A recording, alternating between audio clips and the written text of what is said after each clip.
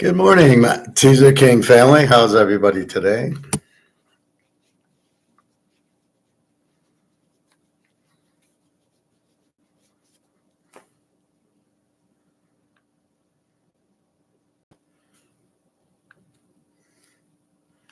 Hope everybody's well.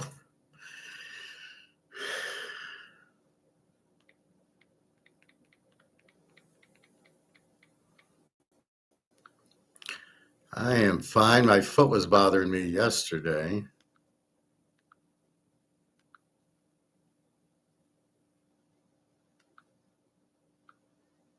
But better today.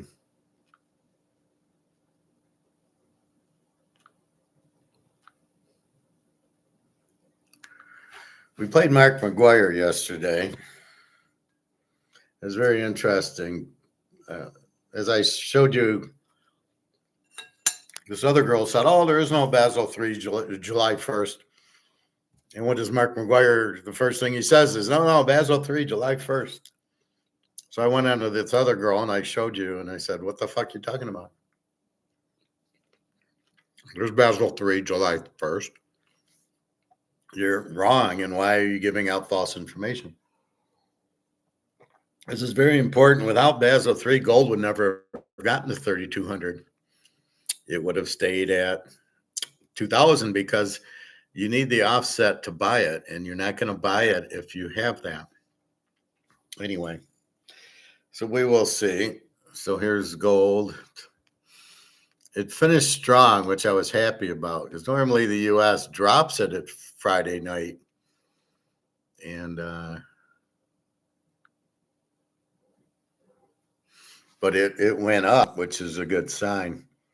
So 3201, 3202, but on a high. So you can see Europe's doing the damage at 6 o'clock to 10 o'clock, but notice at 10 it drops. So, of course, the U.S. is going to buy.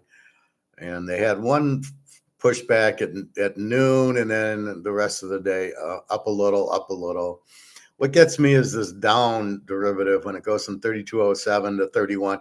Now it goes down $30, but we're not seeing the up $30. We're seeing $2, $4, $5. But anyway, very key that it's over the 3,200.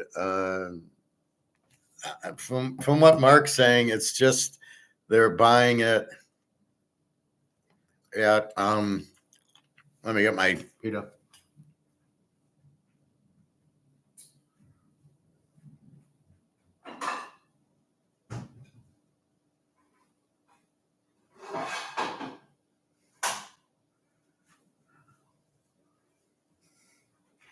So what Mark's saying is, well, they're selling their paper for physical, so they want to buy their physical on COMEX because it's so cheap.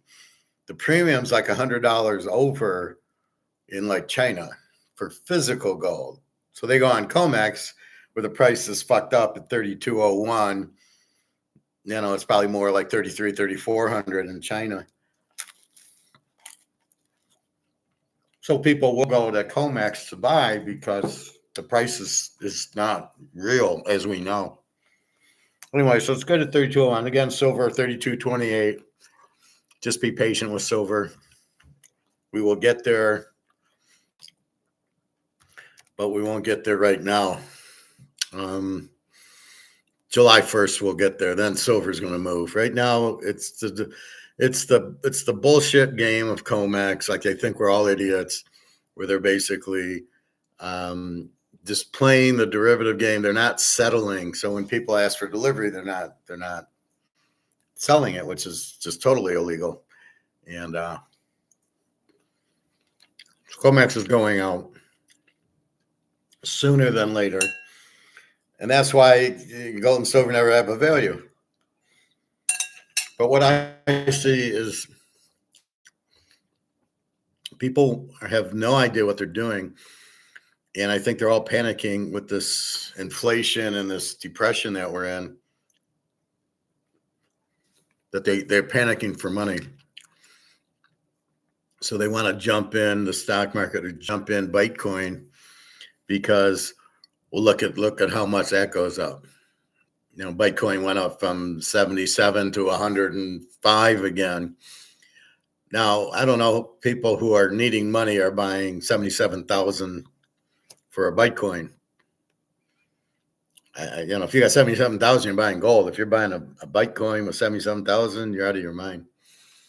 And now, are you selling it at 105? Is that what you're doing? You bought it at 77. You buy low, sell high. Is that what you think you're doing? Good luck with that one. And don't forget the 1099 tax that you're going to get paid when you do sell it, which is, I think, why they're letting it go so high. Because they know it's not real, so people are just doing it before they crash. All right, so silver 32.28, just go buy. I think I was going to go buy today. It's 135. It closes at 3. Maybe I'll end and go buy 10 ounces, but I know this price isn't going anywhere. I can easily buy it on Tuesday, get 10 ounces. So that's probably what I'll do. It's good to see gold. You know it's going to be 10,000. But it's just nice when it does do this drop, it does bounce back. You pretty sure it's going to bounce. You're like 99% sure, but you never know being manipulated. But this was a good sign, 32.01. I think we'll get back to 33 soon. At least we should. So I took Alyssa to breakfast. We went to a Coney Island, and I'm going to talk market with you. It wasn't a regular Coney Island. It was a Parthenon Coney Island. They think they can be more expensive than a regular Coney Island. And so I was going to get breakfast there, get my eggs. An omelet there is, so that's just, an omelet's just 3 eggs and a tiny bit of onions and peppers. Not the way I cook it. And but I was with her and she was hungry, so we went. And I get the 3 egg omelets, I think it was $12. It was $11.99 or $13.99. Let's say $11.99. Are you kidding me? For a 3 egg omelet, $11.99?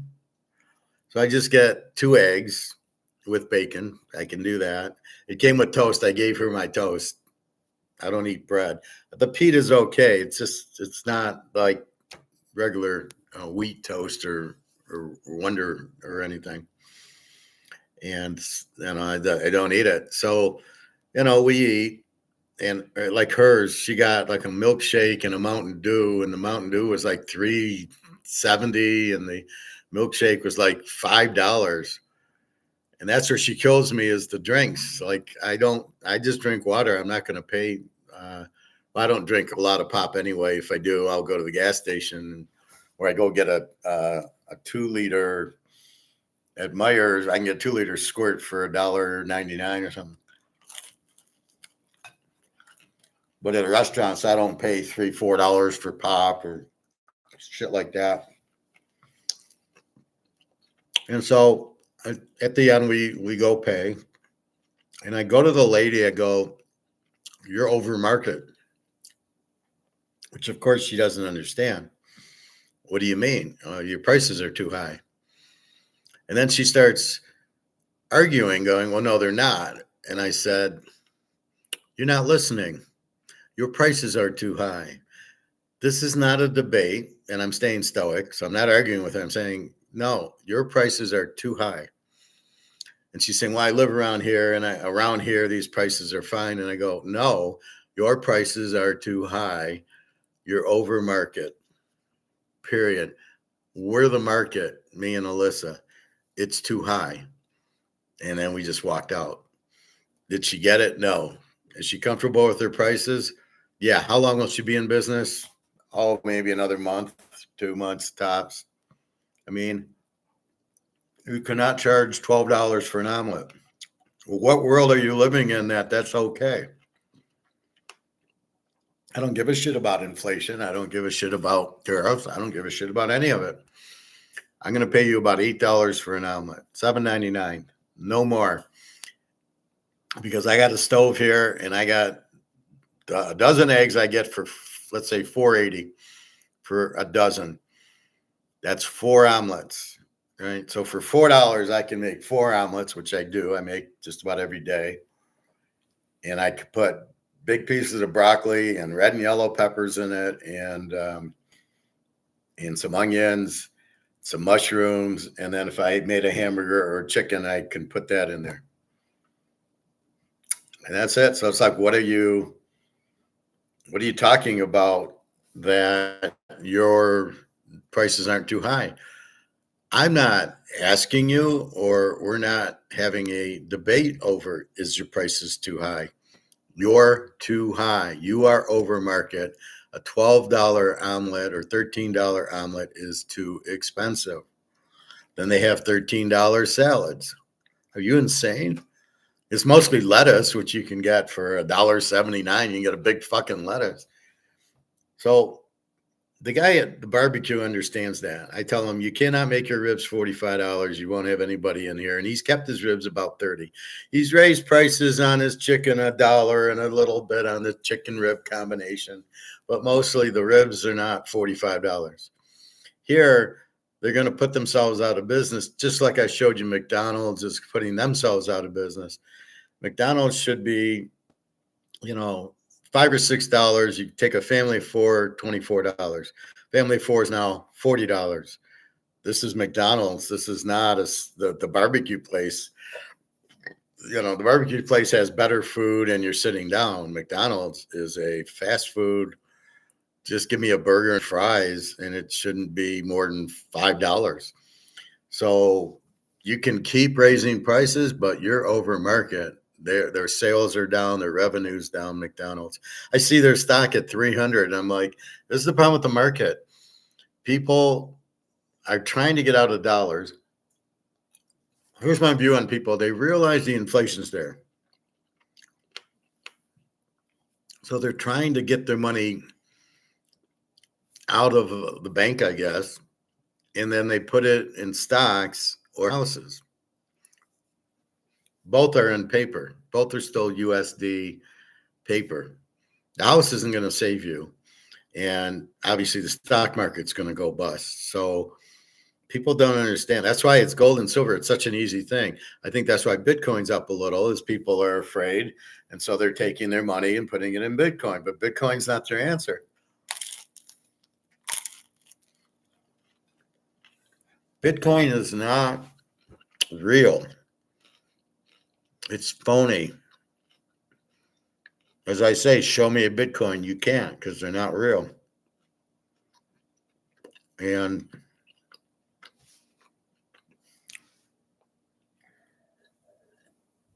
they're putting it in for a quick return, but I don't know anybody that sells. Everybody buys and says, oh, it's going to go up to $1 million. Okay, even if it does, the money's worthless. The money's not worth anything. $1 million US dollars is worth zero. It might have 100 on the bill, and a president, it's not worth anything. So when people see gold is going up in value, and so is silver, will be going up, and it's not priced right, and it's COMEX, but you don't have COMEX pricing Bitcoin.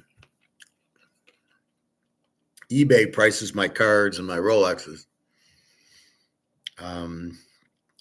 But that's where it is. So if you want to protect yourself, you're in gold and silver. You are not in anything else. You are not in houses, and you are not in Bitcoin to try to save yourself from the massive inflation we're having. And that's the bottom line, right? Like I said with the cashier, you're not listening to me.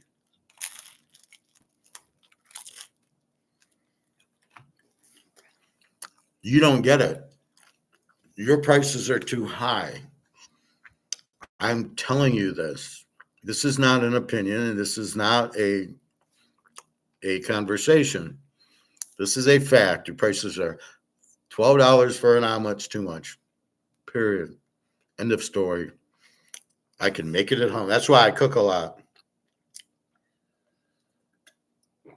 I cook a lot because of that, right? All right. So anyway, that's what a market is. We're the market. We go out to eat, or we go to the store, or we go shopping for food or clothes, and we determine how much we'll pay. Is it a fair trade? So what I was really telling her, it's not a fair trade buying an omelet for $12 when I can get a dozen eggs for $4.80. Right? So your price is not, it's not a fair trade for me.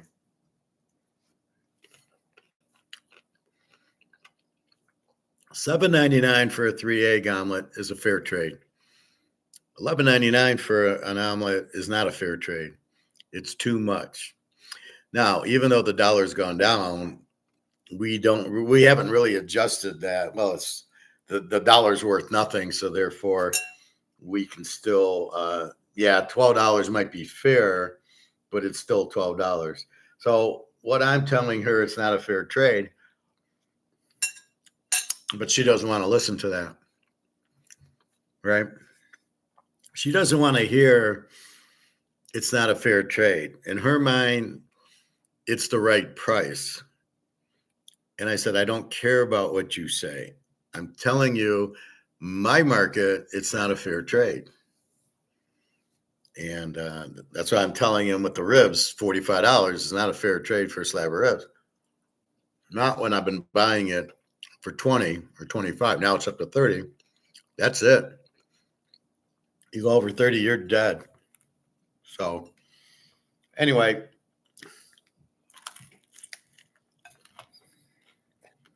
you got to realize you're at Coney Island. You're not a nice restaurant. You can't charge these prices. McDonald's, you're fast food. You're junk. Your food isn't even real. It's processed. Therefore, you can't charge me a hamburger and fries $15. I can't feed a family of four for $60 at McDonald's. You're not quality enough, and you're a fast food restaurant. You're a $5 a meal restaurant, not more. Now I don't know. I don't eat there. I won't. It's not real food. I stay away from that shit. Anyway, so with that said, so gold 32.01, silver 32.28. Like I say, it's a great time to buy silver. I'll probably buy 10 ounces, maybe today, but maybe on Tuesday. The Dow closed at 42,654, up 331. How the fuck is it going up? We're in a recession. This idiot has tariffs all over the place, which raises the cost. You can't raise the price. No company is going to have better earnings. What the fuck are you doing? Why are you in stock? Oh, because of inflation. I need to make money, so I'm going to put my money in the stock market. Well, good luck. Bad move. The only move is gold because this ship is sinking. If the idiots weren't printing the money to zero, I would say you're fine. But they are. And when the idiots are printing their money to zero, you don't want to be in any money. You don't want to be on the boat. You want to get off the boat. And the lifeboat's gold and silver. That's your target, not stocks, not real estate. They're all going down. All right. Let's look at baseball. Yesterday, I had a great day. Let's see how it ended. We have the White Sox under 11.5. They lose 13-3, and which I was surprised because their pitcher had a 2.05 ERA. Let's see what really happened in the game. Shane Smith at 2.05. I noted he was a starter, and he pitched 5 innings and gave up 1 run. Oh, no, he gave up 6 runs. Okay. I noticed a lot that there's a lot of errors because there's a lot of earned runs. There's 6 runs and 1 earned. I don't think they're doing that right. So he did give up a lot of runs with his 2.0 ERA. Yeah, probably not a 2.0 ERA. Anyway, so we lose that one. We got Cleveland over 9. We win. Philly under 8.5. They play. They were. It was 4-1 in the 8th inning, and then they score 7 runs. So I lose my under there.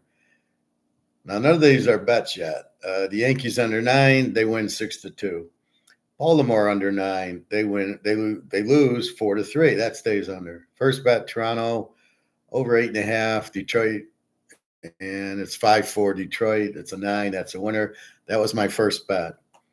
Miami over 8. They win 9-4. Boston under 8. Chris Sale held them to 2 runs. He's pitching better. 4-2. That is under 8. That was the second bet. KC over 8. St. Louis wins 10-3.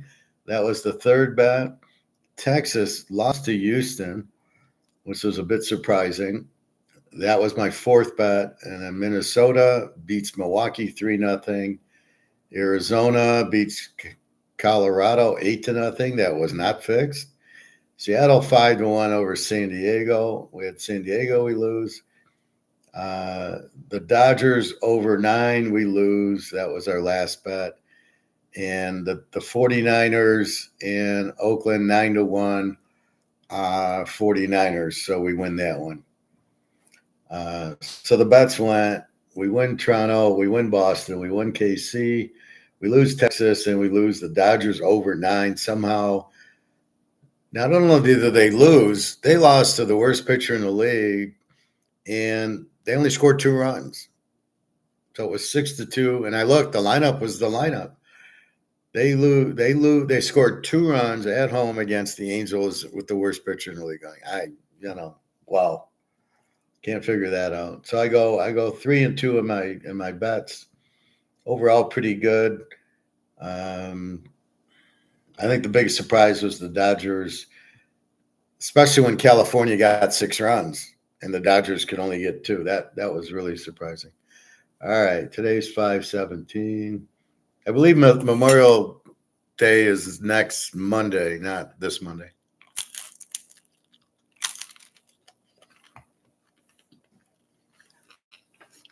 It's always the 4th Monday of the month, I believe. All right, so let's look at baseball today.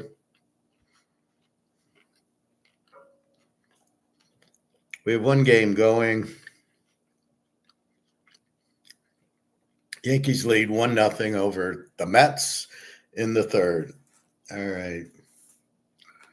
Moving on, the Cubs and the White Sox. The Cubs killed them yesterday. The Cubs are minus 300, so this could be a fixed game. And we got Schonberg 2-4 with the 4.15 against Matthew Boyd, 3-2 with the 2.78. Again, the total is 10. Matthew Boyd's not that good, but yeah, let's go over 10. No bet, but now keep an eye on it being fixed as it's a 300 favorite. Detroit at Toronto. This game's so this is 2:20, so that's in a half hour. 3:07 Detroit at Toronto. Detroit minus 138.5. Reese Olson 4-3 with the 3.38 against Eric Laurer. 1-0 with the 2.28. I'm going again Detroit over 8.5. And we'll go 2 units on this. Detroit's a pretty high scoring team. Their pitching stinks. Reese Olson 4-3 with a 3.38. This Lauer pitched 4 innings against Boston, gave up 2 runs, pitched 4 innings against Seattle, gave up no runs, 1 hit. And I don't know what happened with Seattle. He pitched the 10th of an inning, didn't give up a hit or runs, didn't strike. So I don't know what that was about. So this is only his 3rd start, but he's been pretty good. I'm going to go Detroit over 8.5. They seem to hit these pitchers. Washington and Baltimore. Baltimore minus 155.11, a high number. What do we have yesterday? Baltimore under 9 and it won. Now it goes to 11. Jake Irvin, 2-1 with the 4. Oh, Kyle Gibson, yeah, he stinks. I'm just going to take Washington. Kyle Gibson's terrible. Tampa Bay, Miami. Tampa Bay 140-8. Drew Rasmussen 1-4 with a 3.38. Sandy Alcantara 2-5 with an 8.10. Again, this will be Miami over 8. They can hit 2 units. Pitt and Philly. Philly 295, 8.5. Carmen Mladzinski 1-5 with a 5.20 against Zach Wheeler. We're going to go Philly. 2 units. Zach Wheeler 4-1 with a 2.95. Cleveland, Cincinnati. Cleveland minus 120 and 10. Slade Sassoni 0-0 with an 0-0. I never heard of this guy. Brent Sutter 1-0 with a 2.08. Cleveland over 9 won yesterday. Geez, I don't know what to do with this. Brent Sutter. Didn't he play hockey for the St. Louis Blues? Oh, and he went to Harvard. This is a reliever. All right. So let's go over. Cincy over 10. No bet, though. Houston and Texas. Houston beat them yesterday. Texas minus 120, 8.5. Ronald Blanco 3-3 with the 4.04 against Tyler Mahle 4-1 with the 1.47. So I'm going to go Texas. No bet. Let's see. Altuve tends to wake up in these type of games. St. Louis, KC minus 128.5. Miles McCullough for 2-2 with the 4.35. Noah Cameron 1-0 with an 0.00. I'm going to go over here. I believe over won yesterday. Yeah, KC over. This isn't a bet, though, so I'll go KC over 8.5 again.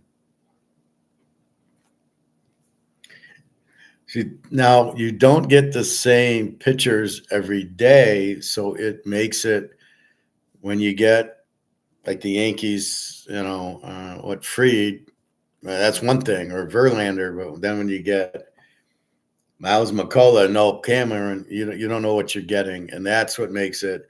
Sometimes we bet them, sometimes we don't. Sometimes it's a big bet. Sometimes it's all the pitching, and that's the difference between baseball and football. Football, this game would be Mahomes against Kyler Murray every time, unless there's an injury, which you would have known about before.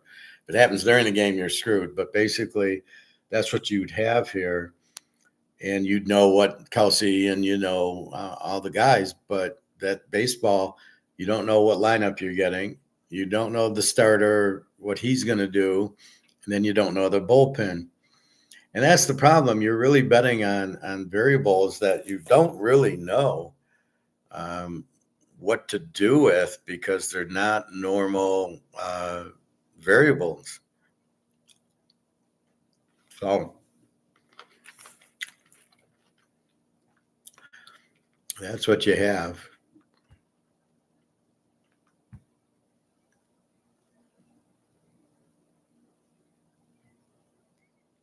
Who are these people?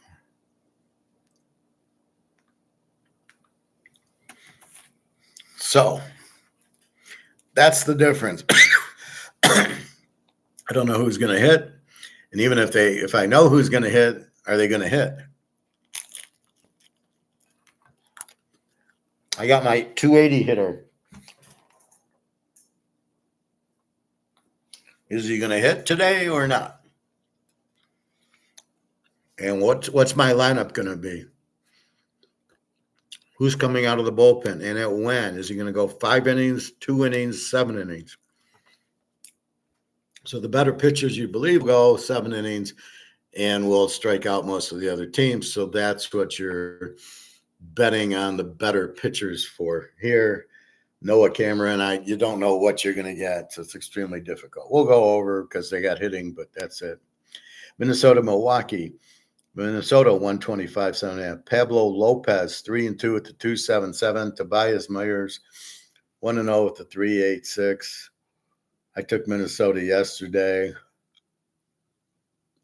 And I'll go under today. No bet. Again, the pitching's so bad, it's you just don't know which way it's going. Atlanta, Boston. Atlanta minus 105, 9.5. Grant Holmes, 2-3 with the 4.14. Lucas Giolito, 1-1 with the 5. There we go. All right, so we're going to go Boston over 9.5, 2 units. Both teams hit. It's in Fenway, and both pitchers suck. So we should get a lot of hitting based on the pitchers being bad. And then even if they go to the bullpen, we have no idea. I've never seen anything like it where these guys just go to the bullpen for one inning. It's what a waste of time this is. Well, I don't want to pitch him too much. He might hurt his arm when he transfers to another team next year.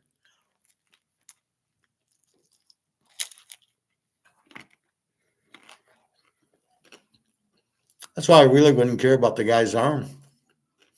He's not going to – he'll be on the Dodgers next year. Let's ruin his arm. All right, Colorado, Arizona. Arizona minus 3.25. Jesus Christ, 9.5. Jermaine Marquez, 1-6 with an 8.27. Zach Allen, 3-5. So we're going to go –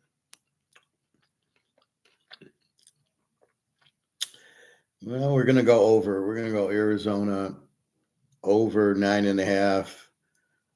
And we'll go 2 units. Colorado can't hit. Arizona's 325. We can't play Arizona at 325. But Zach Gallen is a 4.59. We should see some runs from Colorado. We'll see a bunch from Arizona. Seattle, San Diego. Seattle won yesterday.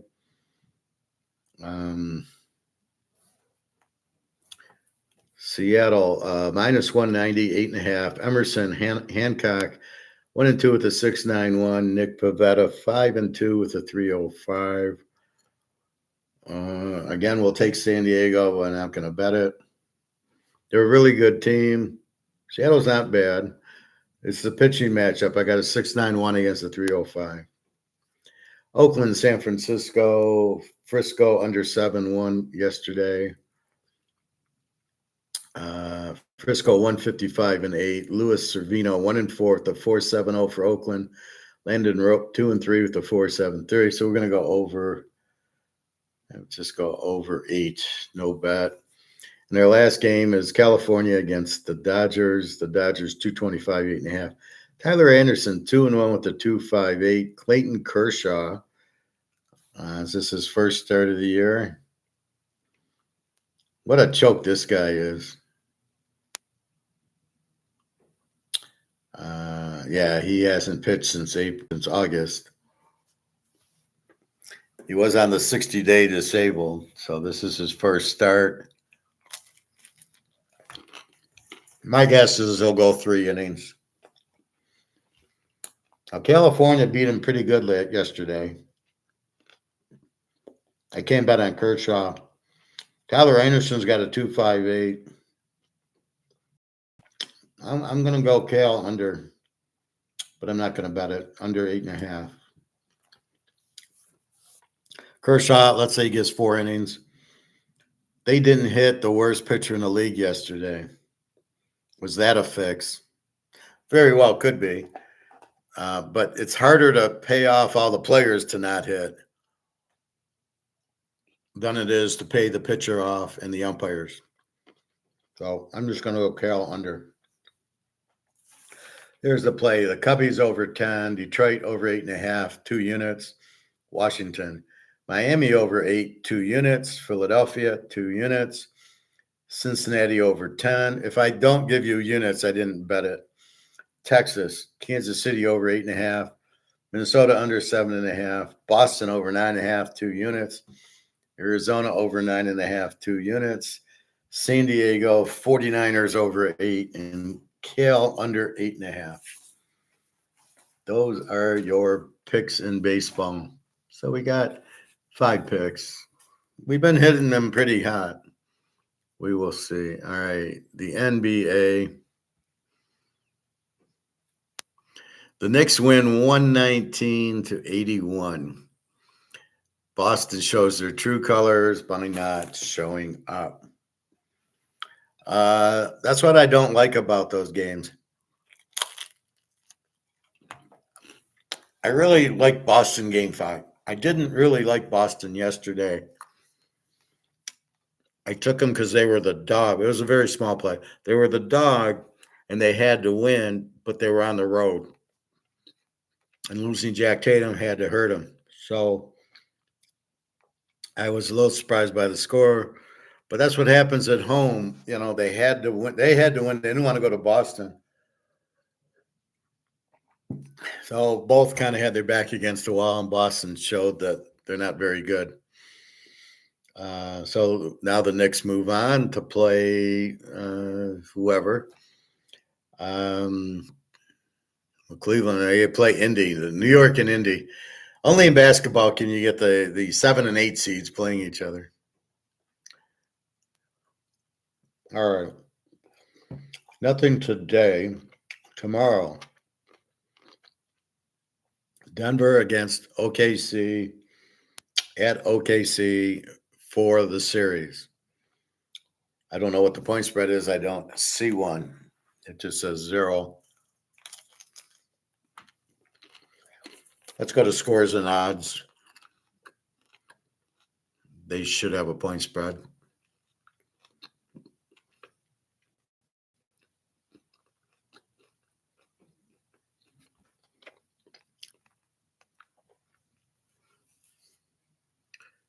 NBA. Okay, Oklahoma is 8 to 13.5. Series tied at 6, at 3. So this is for all the marbles. Oklahoma City hasn't really done much in the series. They did win game 5 in a must-win. Denver won their must-win in game 6. I think I like Denver plus the 8.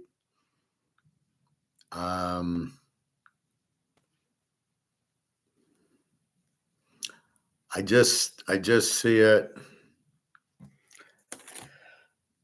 I don't know there'll be a blowout. Denver's got a couple of guys that can play, and Oak City, I don't know. They're young. Who knows?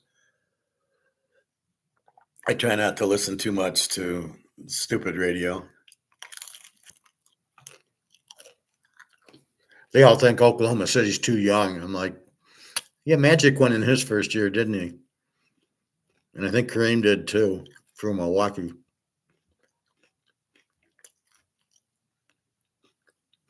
So I don't know about that. Kareem had some pretty good guards. He played Oscar Robertson in the beginning, then went to the Lakers and played with Magic. So had a pretty decent run. Anyway, so that's kind of where it's at. Is I just think Oak City is not that much better than Denver because we're going 7, and Denver won last game, had to win. This game's up. Both teams need to win. I like the points. Can Denver win? Yeah, they won at OKC before. This is not a lock. OKC's going to win. And 8 points, I think, is a big number here. So take Denver plus the 8. So that's basketball.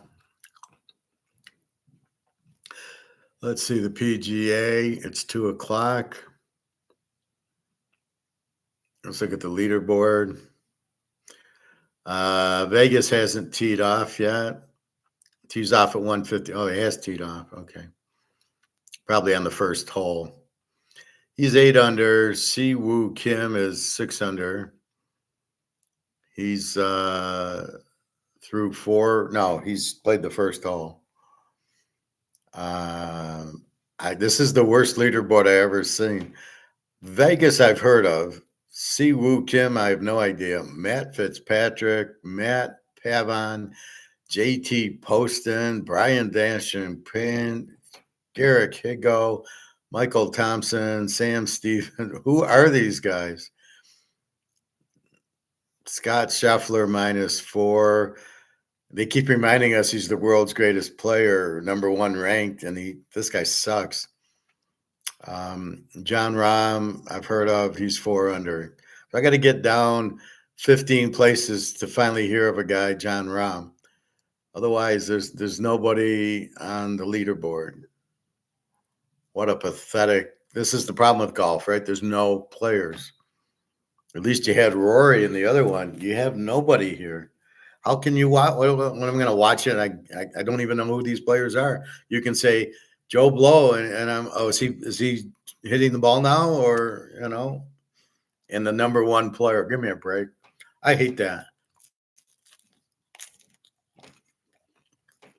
Since they play all at different courses, there is no number one player. You win the Masters, you're the number one player at the Masters. Doesn't mean you're the number one player at the U.S. Open. The whole ranking thing is just bullshit. Hey, Prophet. Yeah, I had to take Alyssa. We got lunch. And then I said, well, there's no Chinese. She's closed today, the Chinese woman. So I figured, well, I can do this. And as long as I get to swim by 4:00. Saturday, it's open regular till like 6:30 or so. Sunday closes at 4:30. Anyway, so yeah, I thought I'd come on now. Maybe a shorter time. So that's golf. Who cares? So we talked about the gold price, the silver price.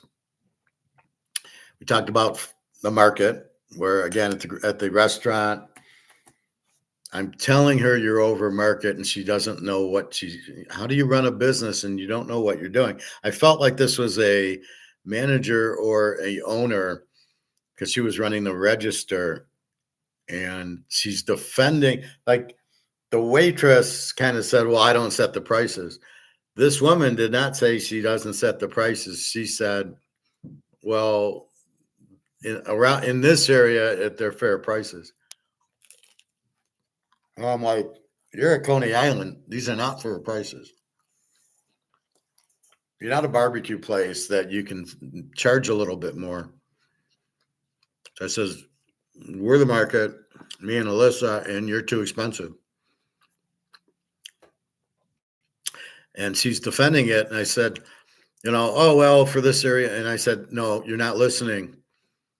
This is a statement. We're not going to have a conversation.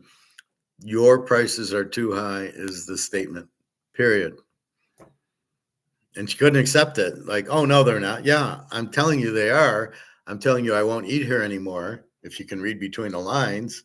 And I stayed perfectly stoic. And I told Alyssa, this is how you stay stoic. She starts vampiring me on no, I know this area and the prices for this area are good. You're a fucking Coney Island. $13, $12 for an omelet is not a good price. I don't care if all the other places sell an omelet for 12, 13. That is not a good price for an omelet. Eggs are $4 a dozen. I can make three egg omelets with a lot of veggies and meat that I can cook myself in olive oil. That would be $1 a piece. And you want to charge 12 and you want to say that's a good price. No, it's not a good price. I don't care if your costs went up. You have to obey the market. And if I'm telling you it's too high, that's it. That is not a conversation. It's a, whatever you want to call it. I'm telling you as a Stoic, you're too high is not a debate. It's a statement. Your prices are too high. Goodbye. And that's kind of what I did. I said, you're just not listening. I'm telling you they're too high. And then we just walked out. I'm not here to debate with you. You're too high. Keep it this high. You'll be shutting your doors soon. So anyway, that was my morning, but I'm here now. Mark McGwire, we showed it to you yesterday.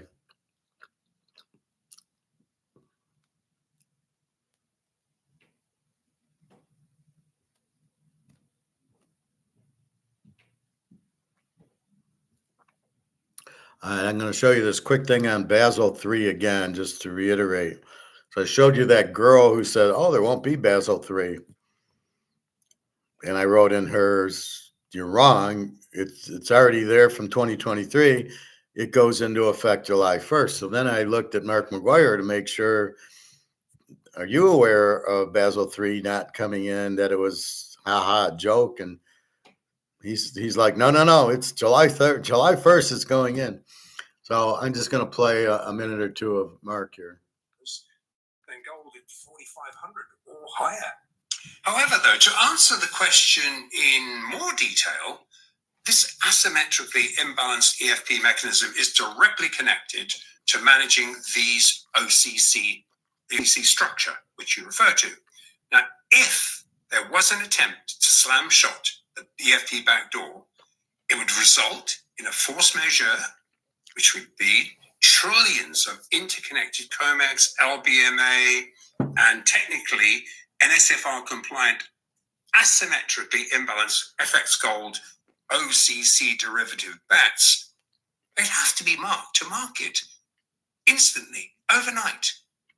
This is not viable, as it would expose the entire daisy chain of too big to fail taxpayer insured banks to losses far in excess of what could be bailed out into a bid only global market. We saw a sample of that at COVID, in the COVID market, when the physical market, when the liquidity providers turned on for physical delivery and they didn't have it. And as we know, every single market making CME and LBMA facing bullion bank has a straddle footprint in both the NSFR compliant physically deliverable 10 times larger foreign exchange markets and the as yet non-NSFR compliant CME markets, which gives them a tremendous advantage. We actually kind of did something about that, explained that last time. Now, our well-connected liquidity providers affirm that the current US-centric haircut that separates gold futures, exchange-traded fund gold from NSFR compliant gold will have to end on the 1st of July. If it doesn't match the 10 times larger spot gold foreign exchange market price at the benchmark global fixes, then the backdoor EFPs, where it's possible to convert this non-compliant COMEX lot into NSFR compliant T+1 deliverable FX positions, it's going to be drained, alchemizing what little dwindling underpriced COMEX open interest remains. Now, given the OCC bets are on the Fed's balance sheet and are likely interconnected with rehypothecated US Treasury gold positions, it's better to continue to let the air out slowly and repay it before you revalue.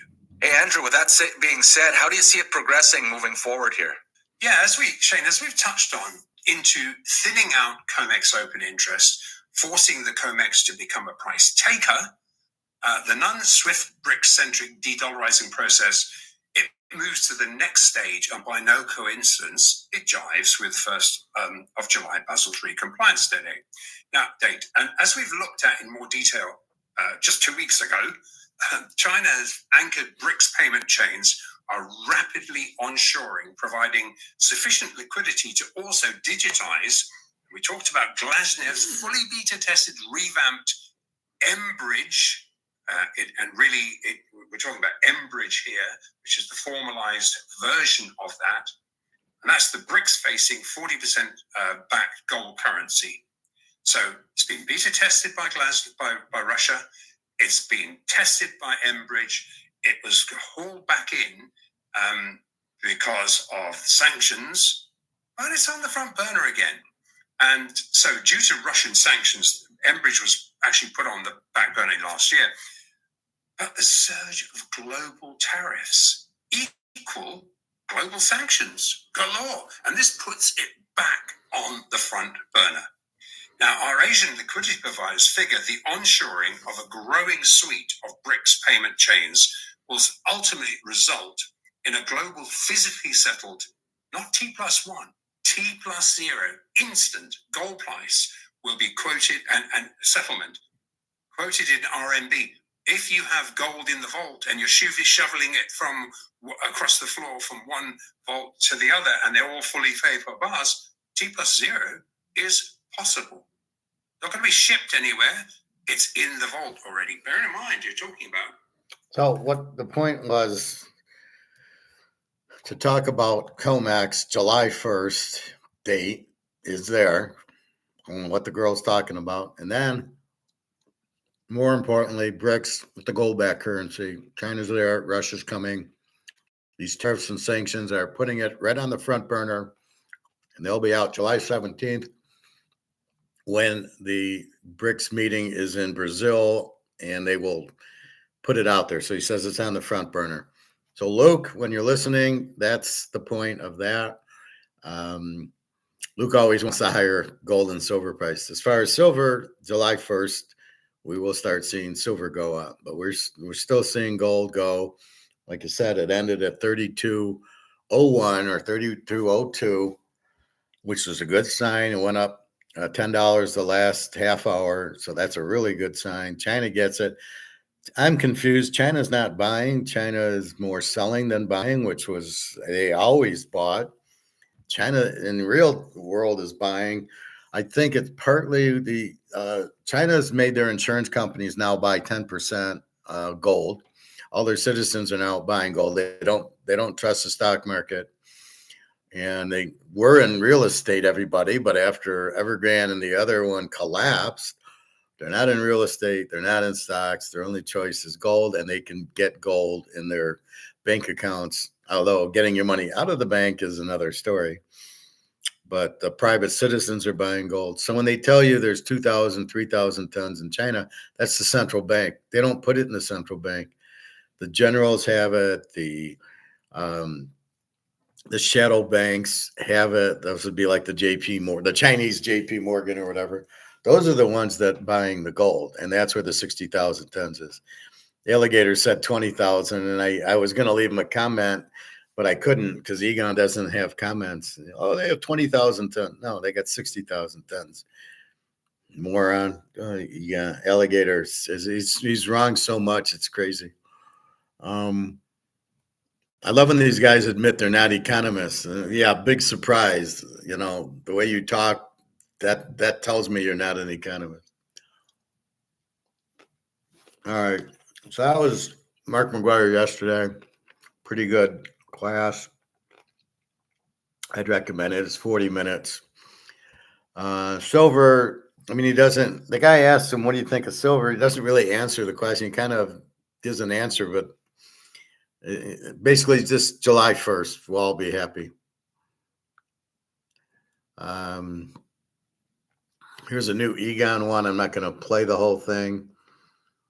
I think this is the one he does with alligator. U.S. complete failure in the major markets. China hits U.S. bond market.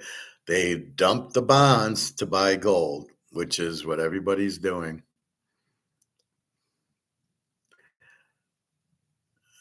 China orders banks to quit the USD. And now Spain is in bed with China now. So Spain's off the dollar. I don't know if I go to Spain, what would happen? Would they still take my dollar? But China orders banks to ditch the dollar. So the de-dollarization is in full swing. Nobody wants it because it's not worth anything. The quicker Trump realizes it's not worth anything, the quicker it'll be.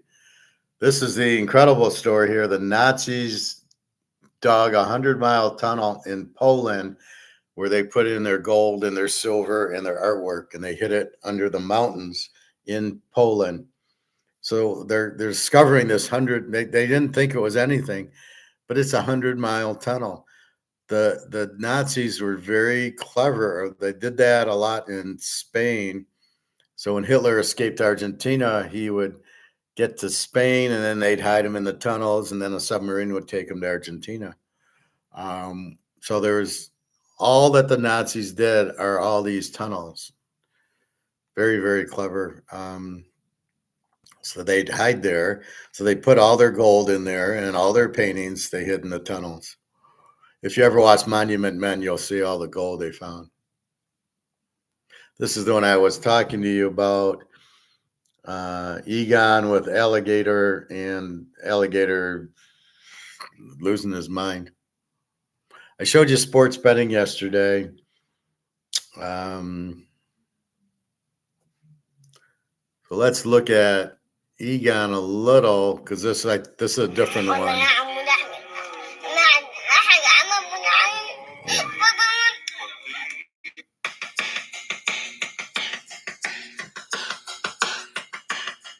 Silver shoot up by tens of dollars in a few weeks.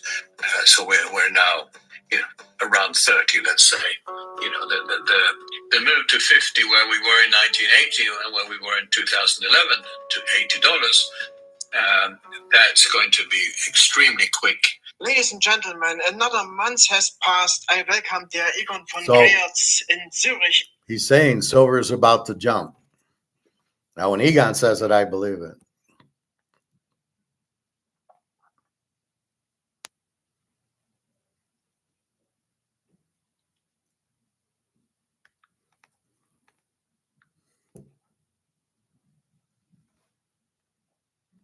It's now accelerating, so we've got to go much faster, Jan, and that's what we're going to talk about in the next few months here, I'm sure.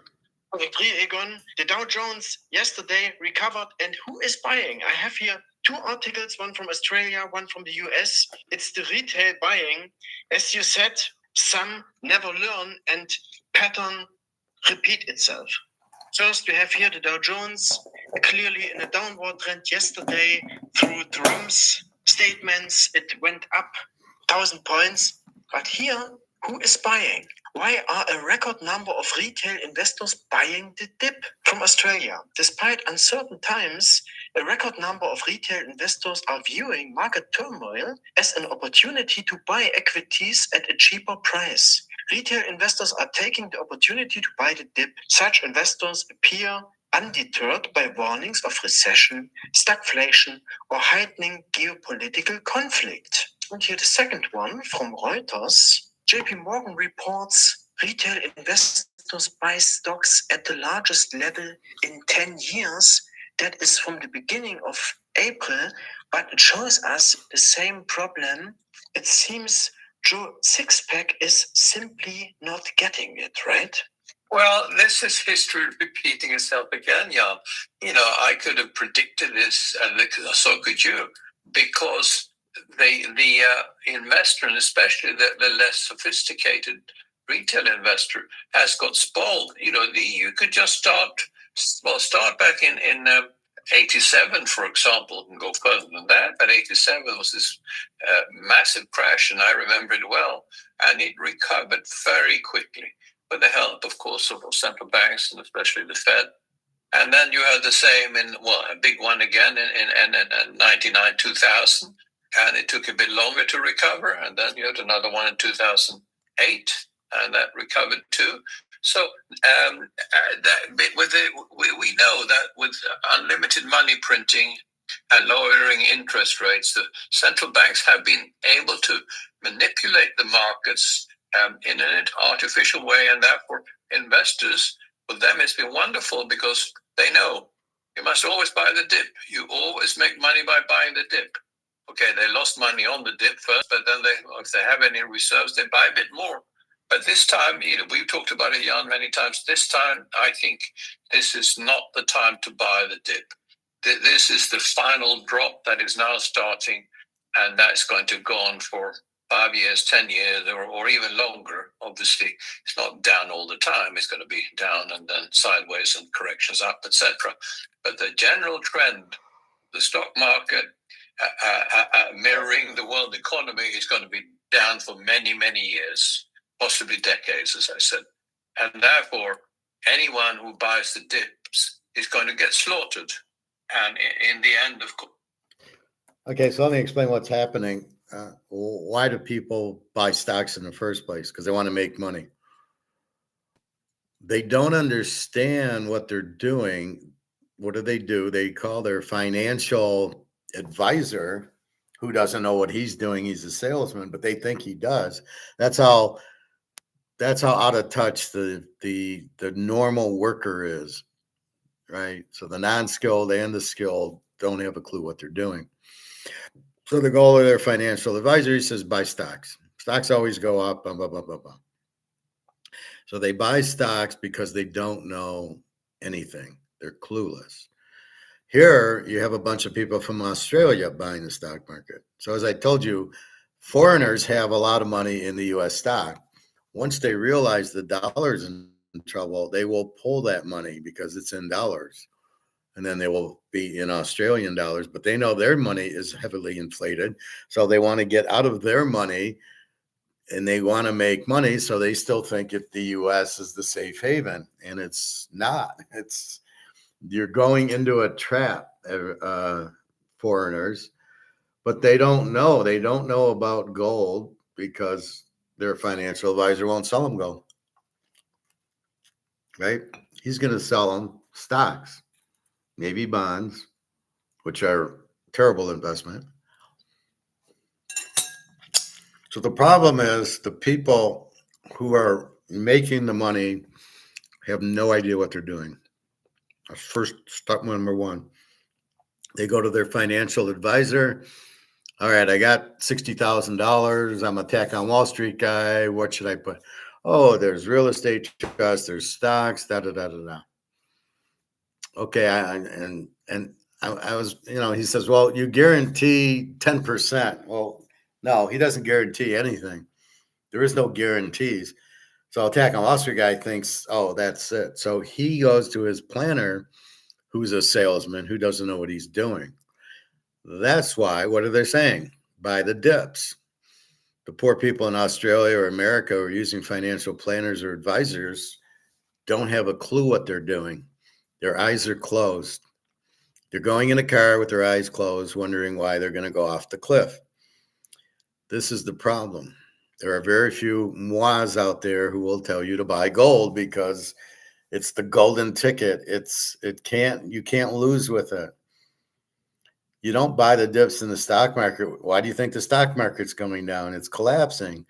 But yeah, what do everybody do? And all these people around the world know their dollar's going out. The euro, the Australian, the Canadian, it's all going out. So therefore, they know their dollar's worthless. What they don't realize is so is the US dollar. It's worthless. So is our stock market, way overvalued. Why are you buying the dip? What is the point of buying the dip in the stock market? So wait a minute, the stocks dropped just for no reason, right? Are you asking, why did the stocks drop? No. Earnings are down. Oh, but they'll come back up. Have you seen all the tariffs? Do you understand the inflation? Do you understand we're in a depression? Do you understand all these things? No, because this is not where you want to be in the stock market. As Egon just said, it's all going to crash. We'll get back to Egon in a minute. It's all going to crash. So therefore, this is not the place. You don't want to buy the dip this time. As I state, the biggest key is variables. As the variables change, you have to understand that. Jalen Daniels comes into the league and he plays on Washington. You got to bet him totally different than you did the year before and the year before and the year before.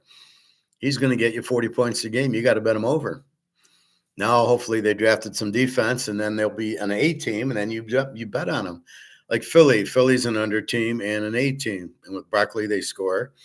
So you got to bet them as an A team and or an under team. But now here's Penix. You got to bet Atlanta differently. And then the coaches change. So there's a lot of changes, and you've got to understand the changes and bet accordingly. That's what's happening in money. All the currencies are worthless because they're not backed by anything like Bitcoin, and therefore they're not backed by anything. They don't have a value. So you don't want to hold them. So I want to be in US dollars, not Australian dollars. We're not any better, but people won't believe it. We're the US. Yeah, but look, they printed the money to death. There is no more value in our money. and they're selling $11.99 omelets. That shows you how bad the dollar's gone down. So that's your biggest problem. It's not really the people being ignorant. It's the people who want to invest, so they're not stupid for doing that, but they don't know what to invest, and they need to do it on their own, or at least find somebody like the professor who can kind of explain your options. Then you can do it. But everybody here who buys gold and silver, they understand exactly why, and they can see the results. And that's my point with it. Luke was buying gold and silver before, but when he heard me, he was happy that somebody understands what's going on, and that's what you have. So a lot of these people buying the dip think they don't understand the change in variables, bricks, gold, and they just keep buying. They don't understand to buy the gold, and that's the point. That's the problem. So you must buy the gold because of the dollar being worthless. But you want to get off of all the, like I say on the Titanic, I don't want to move to the second deck or the third deck. Like I'm going to be safe on the third deck instead of the second deck because that won't sink. I mean, the whole boat's sinking. It's get off the boat, and that's what they're not doing. They're getting off the Australian boat, but they're going on the U.S. stock boat. That's not a good thing. They will lose their money. And at what point do they pull it? So it's kind of deceiving. It's like Madoff. The SEC comes in and doesn't say there's any problem. So more people get into Madoff because they don't know what they're doing. Well, if the SEC didn't call him a Ponzi scheme, then I guess he's real. And I guess Madoff can pick and never lose. So he's just that good when everybody knows he can't. And that's what you have now. So the Aussies and God knows what other countries are realizing their dollar's crap. We'll go to the U.S. and we'll make money in the stocks, and they won't. Between tariffs, recession, inflation, no chance. All right. They're going to buy all the way down until they have no more money left. And we've seen that before in history, and it's going to happen now this time again. And it says, as you showing in the article there, biggest buying 10 years by retail investor. Sadly, they're uninformed and they don't understand what's happening. And even if the Fed and other players can keep up the market in nominal terms, they surely will not beat the gold price. So gold in real terms will surpass. And we have an interesting observation later in this interview. But let's come to the real problem for the Fed. They have to fight, on the one hand, inflation, and on the other hand, they have to support the economy, and this brings them to a conflict they cannot solve it. And therefore, the key topic today, hyperinflationary depression. But let me show first the inflation rate.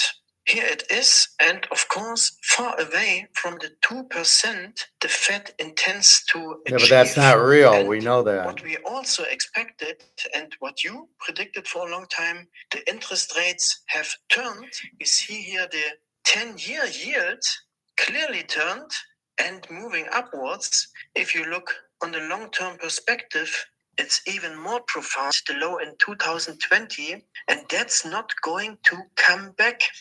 So the real yields are increasing, and the Fed is in a big dilemma.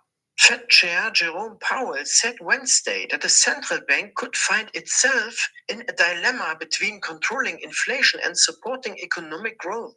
Powell gave no indication on where he sees interest rates headed, but noted that for the time being, we are well positioned to wait for greater clarity before considering any adjustments to our policy stance.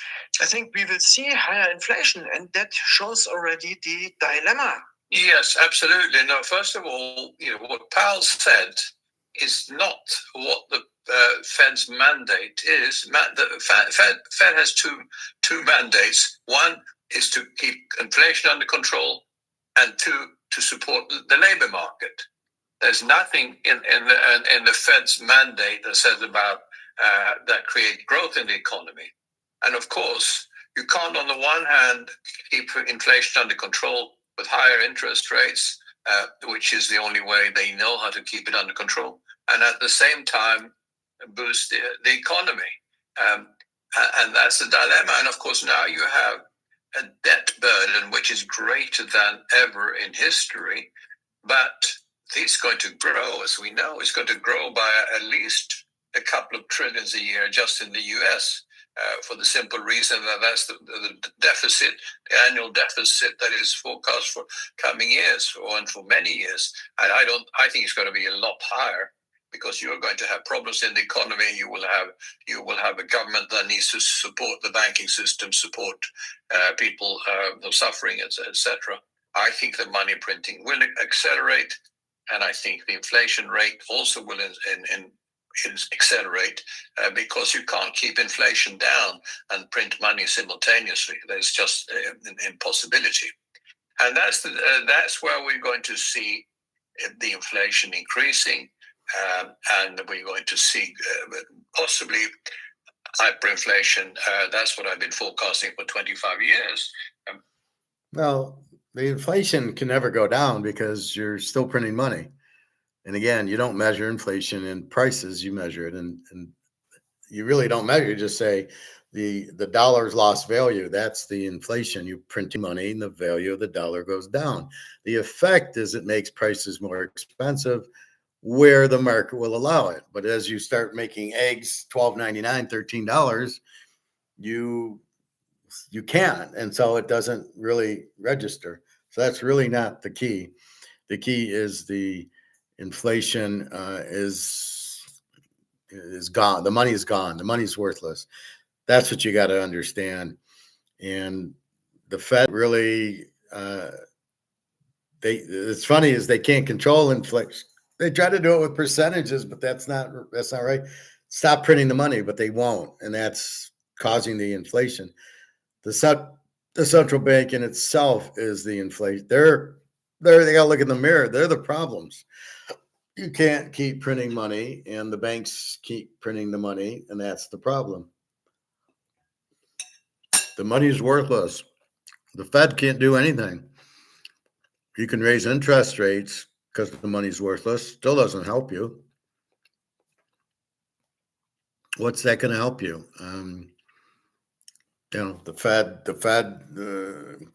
If the money's worthless, what are you going to print? Are you going to print less? But you need to print more because you need to pay Social Security, Medicare, the military, all the government employees, and the interest on the debt. Well, you got to print that. That's more inflation. So here's where Egon doesn't quite get inflation. Hyperinflation really is just when everybody gets, emotional and a frenzy about the dollar being worthless, and you will start wallpapering your walls. To what level, we don't know, but it always happens at the end of an economic era, when money printing accelerates. Then that is the only tool that central banks have to print more money, and printing more money that has no value leads to inflation and hyperinflation. So that's what we're looking at now, Jan, for coming years. That's what people should prepare for. And prepare means, covering themselves in the only asset that actually maintains its value, which is gold and silver, in inflationary terms. And it's interesting now, just to take the stock market. The stock market has lost 30% against gold this year, and people are still chasing the stock market.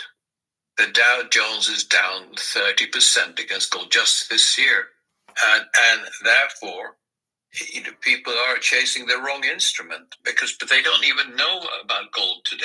Yes. But that's because, as I said, because they're going to their financial planner or financial advisor who makes commission on stocks and real estate and bonds and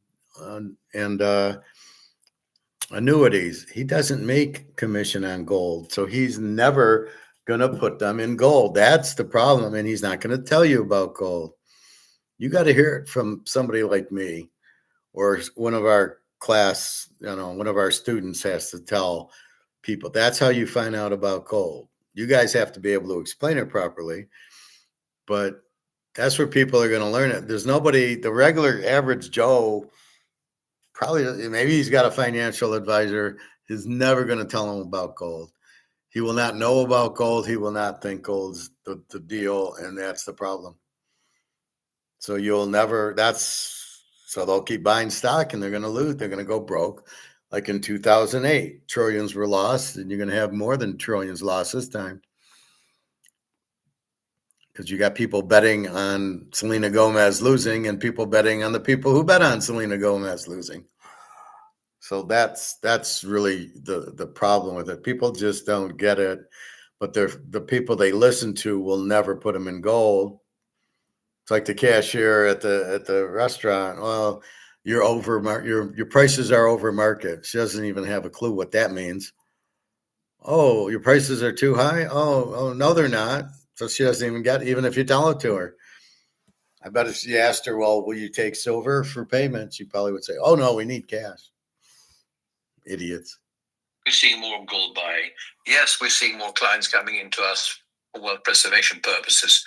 But on the whole, the masses are not buying gold because they still think that the stock market is going to save them at all times.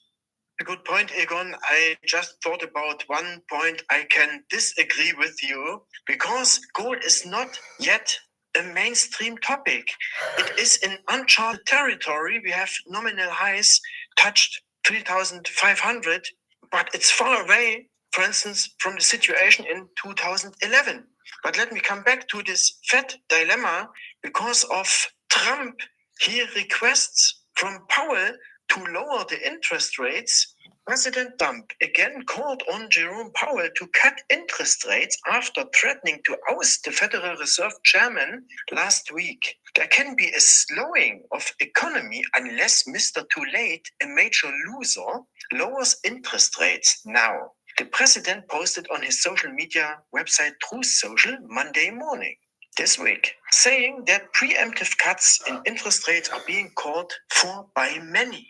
The president pointed to how Europe has already lowered rates 7 times and that Powell has always been too late. What other chance does Powell have? I think no chance. But one key driver of inflation is, of course, Trump himself with his tariffs. So I would suggest Powell simply to step down and to leave it to others. But we have in Europe. Okay, how does tariffs lead to inflation? Anybody understand that? Because I don't understand that. How does tariffs print money? Very easily, you inflate the money supply, you print more money. That's it, period. End of story. How do tariffs lead to inflation? They don't. There's a tax that raises the cost of the goods from the guy making them. That's it. He's got to eat the extra cost. That's it. How does that? Oh, because prices will go up on the goods because his costs went up. No, that's bullshit. That is not inflation. And that's the point that everybody's missing. They don't understand inflation is money printing, inflating the supply of money, not prices. And Alligator tried to call wage inflation. What the fuck is that? How can you have wage inflation? Wages don't print money. So because everything they think is prices going up is inflation, they're all missing the boat. What a bunch of fucking idiots. For instance, the same problem. We have not imposed tariffs on anybody, but we waste money and we spend it for other stupid purposes. For instance, energy transition, war spending, etc. So each side of the Atlantic does stupid policy to drive inflation upwards. Central banks should not exist, in my view. I've been saying that many times. Exactly, I agree with that. They have no purpose whatsoever. Interest rates and markets should self-regulate, especially when it comes to rates and borrowing. So here's the invisible hand. let the market self-regulate. That's leave the government out of it. There shouldn't be a central bank. Exactly. There should not be a central bank. It's not needed. The bank is trying to control the economy, and the only people that can control the economy are us. We control the economy. We control the market with our spending, not a central bank. Is just socialism. It never works, and it never will. It's impossible. So, that's why we watch Egon. He is somewhat of an Austrian, although he doesn't know what inflation is, unfortunately. And lending.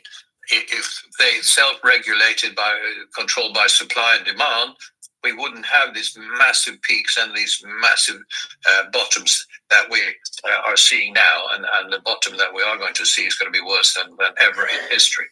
Well, Powell will not go, of course, and that's clear now. And even Trump said yesterday that because he can't afford another crisis with firing the whole of the Fed, that would just be the end of the dollar very quickly, and the U.S. economy. So he won't do that, and that's why the market went up yesterday. But nevertheless, rates are now cannot be controlled by the Fed. They try with the short rates, but the long rates are determined more by the market, and that there is an unlimited demand today and in the future for further financing of the U.S. deficits. And there is only one buyer of U.S. debt, and that's the Federal Reserve. That means the government issues the debt, and the Federal Reserve then prints more money, and that leads to higher inflation and higher interest rates. And that's the problem. We can't buy our own. So that's like I said, okay, I'm going to sell the Mario Lemieux card. Nobody wants it. Well, I'll buy it. I'll give myself $10,000. No. Somebody outside has to buy it. Okay.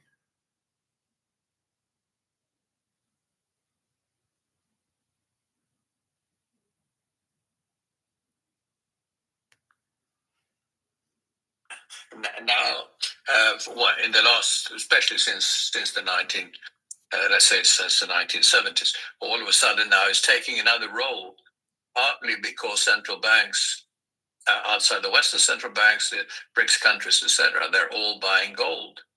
And gold is going to become a reserve asset in the balance sheet, or is already, of central banks. So we have a permanent now re-rating of gold taking place, and that's going to last for many years.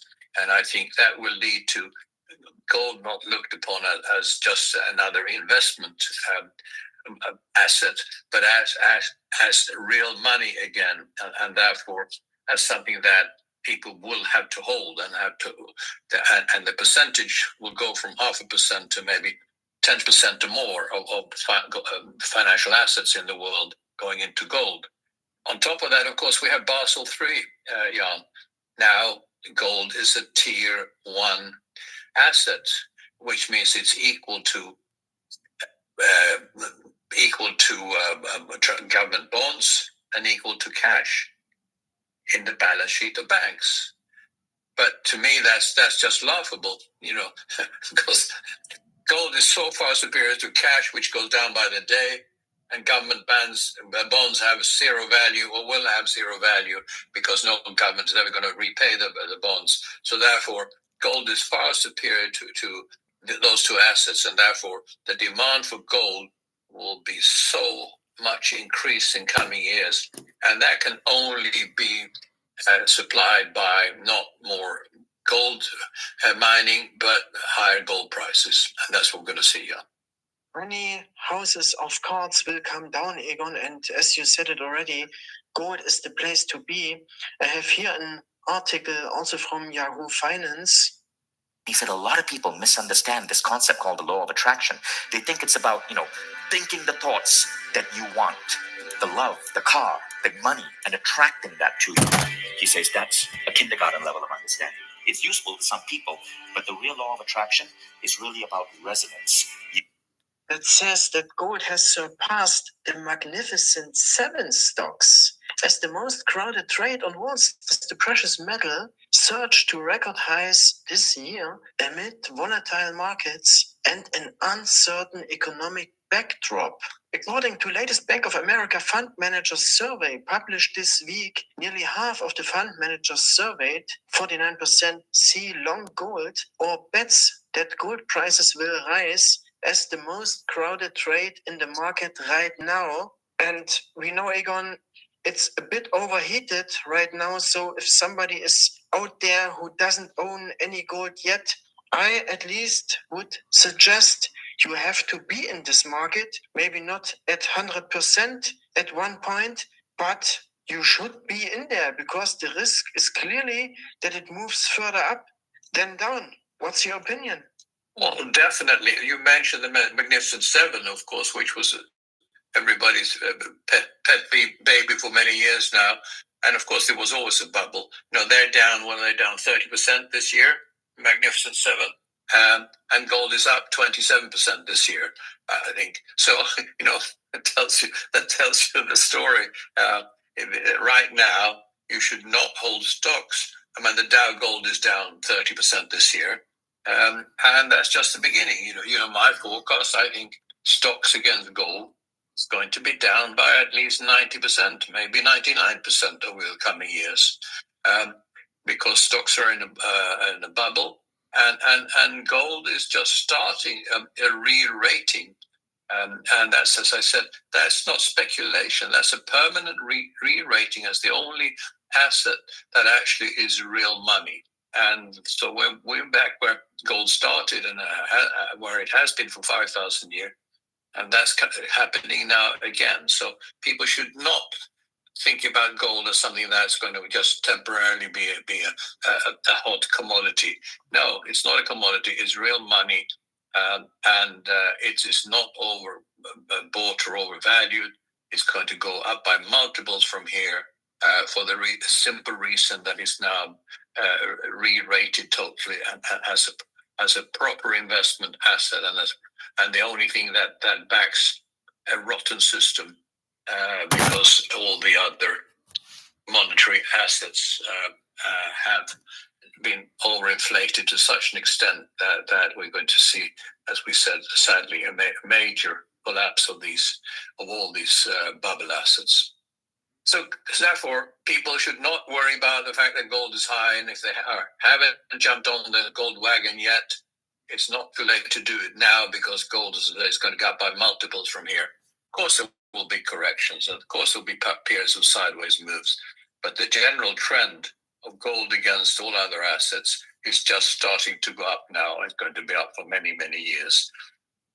From time to time, we talk about the Buffett indicator, the overvaluation of the stock market. But today, Warren Buffett's holding Berkshire Hathaway. That's a funny fact in our program today. Now, it was for the past 27 years, it was better to simply hold gold, and gold bet Warren Buffett's famous stock. Here's the fitting graphic that I found from Lynn Alden on Twitter. Amazing fact, and I think Warren will be a bit worried about that. Yes, well, you must give it to Warren. I mean, he's done extremely well. For preservation reasons, for us, what's happening now is what we expected to happen. There are obviously, as you can tell from the gold price, there are now more investors coming in to buy gold, and so we are seeing also it's not a panic at all, and gold is still available. I think that there will be supply problems in future months or years, but right now you can still get hold of gold, and people are buying. More than ever right now. Yes, they are, but it's not no panic yet at all. I think the panic will be also more in the silver market, where there is a massive deficits and have been for years, and that's been financed on the COMEX in the futures market, that's so the silver is very, very dangerous to be short now, because at some point, and there are many shorts in the silver markets by big banks, but at some point that will break that support, and silver can shoot up by tens of dollars in a few weeks. So we're now, around 30, let's say. The move to 50 where we were in 1980 and where we were in 2011 to $80, that's going to be extremely quick. But it won't stop there more than momentarily. And I think silver will go a lot higher than that. But as we always warn, it's not for widows and orphans. Silver will not be volatile once it's physical. It's volatile because it's paper. So there you have it, silver to jump up and gold to keep jumping. Again, my take is $1,000 silver an ounce and probably 10,000 gold, conservatively, more realistically 20,000 ounce gold. And once these people realize that they're all been made off and this is bullshit and this is bullshit, and the only answer is the lifeboat, gold and silver, and you got to Rumpelstiltskin your dollars into gold and silver. Once people realize they've been duped, then look out, and that's when you'll see it. So we already know because we're 5 steps ahead. We know what's going to happen, and we just sit there and go, okay, gold's 3,200. Okay, let's see 35. Let's see 4, 45, 5. And all the way keep going, and really shouldn't stop in a physical market. It won't. In a paper market, it won't, because nobody's going to sell their gold, because then you have to get back. If I sell my gold, I get this. Well, I don't want this. That's why I'm buying gold in the first place. So there's no get out of the lifeboat. There's nothing to get out of the lifeboat for. All right, maybe a Rolex. Maybe you want to get out of the lifeboat for my Iserman 1 count, or the Hank Aaron card. So these are things that when gold goes to the moon, you buy. So again, this is a 1 of 1. That's it. They made 1 of it. So these are the type of things you buy with your gold when gold goes to the moon. And that's the only reason you're gonna sell some gold to go on a vacation. You might buy a house with it, but I don't think you'd sell the gold to buy the house. You just give them the gold for the house. No mortgages anymore. And then same thing for cars. You'll just walk into Toyota with an ounce of gold and you get a car. And that's where we're heading. They might not know it, but that's where it's heading. Otherwise, it's amazing how people don't know what a market is. They think because their costs go up, they just mark their prices up. Well, good luck with that. That's not how it works. You still, no matter what your cost, you still have to have, you got to sell your inventory at market. If it's eggs, tennis shoes, or golf clubs, you cannot just raise your prices and think people are going to buy it, because that is not perceived as a fair trade. At the end of the day, this is $500. I'll buy it for $500. It's a fair trade. If you want to sell this to me at $1,000, it's not a fair trade. I won't buy it. So you got to know what I'm willing to buy it for. What's a free trade to buy it at? And there's a million markets. There's a million people with different markets, very similar. So the Montana, that's 110,000 for the rookie card. Pretty much that's what's going to be the market, right? It's enough have been sold at that level. You see all the auctions at that level, but that's probably the perceived price. 100, 110,000. You might get a few 90. You'll also get a few 140s. Different markets, but it's a little bit different. It's not like eggs and hamburgers where that's it. So again, we set the market. Don't forget that. And it's got to be a fair trade. A $12 omelet was not a fair trade for me. Could I afford the 12? Of course. But I'm not going to give you $12 for a 3-egg omelet that I can get a dozen eggs for a little over $4, which works out to like $1 an omelet. And I'm going to give you 12. Yeah, good luck on that one. So again, be careful with that. Baseball, again, the picks. The Detroit over 8.5. Miami over 8. Philadelphia. The Red Sox over 9.5, and Arizona over 9.5. So 5 picks. Basketball is tomorrow. OKC's laying 8. I do like Denver plus the 8 because I think the spread's too high. My fair trade on that, if it was maybe 3, I would take OKC.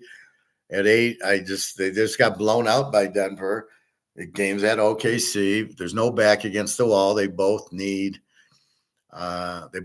have their backs against the wall. Losing, you're out. There's a difference when one team can lose. So at 3-2, 3 could lose and 2 has to win.